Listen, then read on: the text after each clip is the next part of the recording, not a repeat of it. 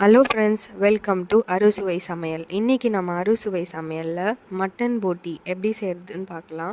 அதுக்கு ஃபஸ்ட்டு நம்ம க்ளீன் பண்ணி வாங்கிட்டு வந்த போட்டியை வாஷ் பண்ணிக்கலாம் ஒரு தடவை. இது கூட ஹாட் வாட்டர், மஞ்சத்தூள், அதுக்கப்புறம் சால்ட் சேர்த்து நல்லா வாஷ் பண்ணி எடுத்துக்கோங்க. இப்போ இதை வாஷ் பண்ணதை நம்ம ஒரு குக்கரில் ஆட் பண்ணிக்கலாம். இப்போ இது கூட 3 கப் தண்ணி சேர்த்துக்கோங்க. இப்போ இது கூட 1 டீஸ்பூன் மஞ்சத்தூள் சேர்த்துக்கோங்க. 1/2 டீஸ்பூன் கல்லுப்பு சேர்த்துக்கோங்க. மஞ்சத்தூள் கொஞ்சம் நம்ம அதிகமாக ஆட் பண்ணணும், அப்போ தான் அதோட ஸ்மெல் எதுவுமே இருக்காது. இப்போ இது 10 விசில் போட்டு எடுத்துக்கோங்க. இப்போ இது நல்லா வெந்துடுச்சு. இப்போ நம்ம ஃப்ரை எப்படி செய்கிறதுன்னு பார்க்கலாம். அதுக்கு ஃபஸ்ட்டு கடாயில் எண்ணெய் சேர்த்துக்கோங்க.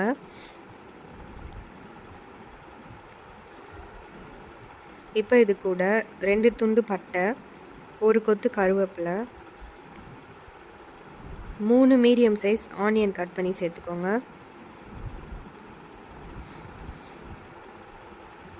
ஆனியன் கண்ணாடி பதம் ஆகிற அளவு வரைக்கும் வதக்கிக்கோங்க.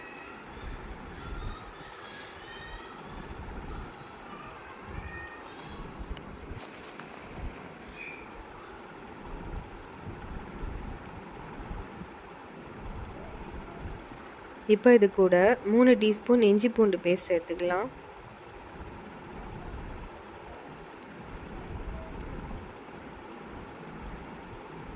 இஞ்சி பூண்டு பேஸ்ட்டோட பச்சை வாசனை போகிற அளவுக்கு நல்லா வதக்கிக்கோங்க.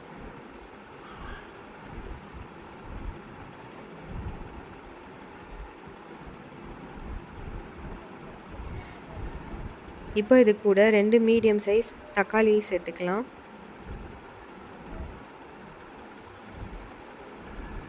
தக்காளி சேர்த்துட்டு நல்லா வதக்கிக்கோங்க.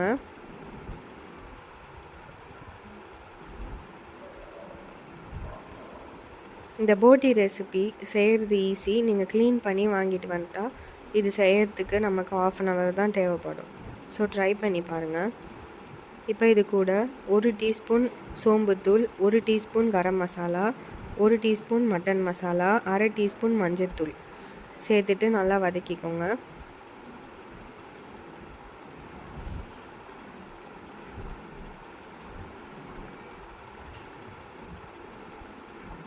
இப்போ இது கூட 3 டீஸ்பூன் குழம்பு மிளகாய்த்தூள் சேர்த்துக்கலாம்.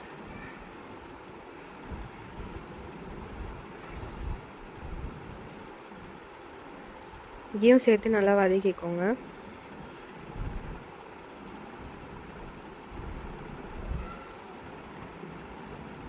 இப்போ நம்ம வேக வச்ச அந்த போட்டியை இப்போ இது கூட ஆட் பண்ணிக்கலாம். நம்ம வேக வச்ச தண்ணியோடு இதை சேர்த்துக்கலாம். இது ஆல்ரெடி வெந்திருக்கிறதுனால இப்போ நமக்கு ஒரு 10 மினிட்ஸில் இது ரெடி ஆகிடும். இப்போ இது கூட 1/2 கப் தண்ணி மட்டும் சேர்த்துக்கலாம், அந்த மிளகாத்தூளோட ரா ஸ்மெல் போகிறதுக்காக. நிறைய தண்ணி சேர்க்க வேண்டாம், ஏன்னா இது ஆல்ரெடி நல்லா வெந்துருச்சு. இப்போ இதை நல்லா மிக்ஸ் பண்ணிவிட்டு இந்த தண்ணி எல்லாம் ட்ரை ஆகிற வரைக்கும் நம்ம அதை பாயில் பண்ணிக்கலாம்.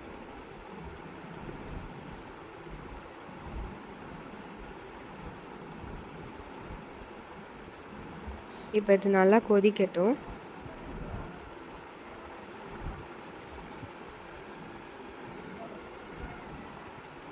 மிக்ஸ் பண்ணி கொடுத்துட்டே இருங்க.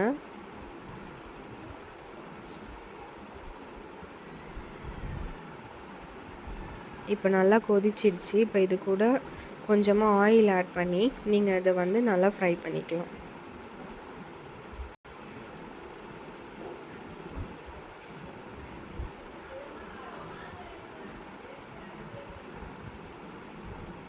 இப்போ தண்ணியெல்லாம் ட்ரை ஆகிடுச்சு பாருங்கள்.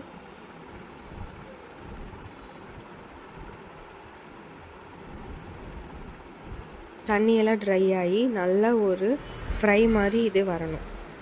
அப்போ தான் இதோட டேஸ்ட் நல்லாயிருக்கும். நீங்களும் இந்த ரெசிபியை வீட்டில் கண்டிப்பாக ட்ரை பண்ணி பாருங்கள். தேங்க்ஸ் ஃபார் வாட்சிங். ட்ரை பண்ணுங்கள், என்ஜாய் பண்ணுங்கள்.